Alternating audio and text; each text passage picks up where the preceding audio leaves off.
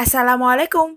Mungkin beberapa di antara kalian pernah ngerasain saat udara dingin, tubuh itu terasa dingin, lalu muncul batuk yang berdahak, pilek, bahkan juga sakit tenggorokan. Nah, untuk kondisi yang seperti ini, kalian bisa manfaatkan jahe dan juga serai untuk mengatasi masalah kalian. Nah, pemberian jeruk nipis dan juga garam ini akan mempermudah tubuh kamu untuk menyerap nutrisi yang ada di jahe dan juga serai tadi ya. Oh ya, madu yang barusan aku pakai ini dari Savia. Untuk tekstur madunya itu cair, mungkin dia itu dipanen saat kelembapan udara lagi tinggi. Dan untuk harganya sangat terjangkau ya.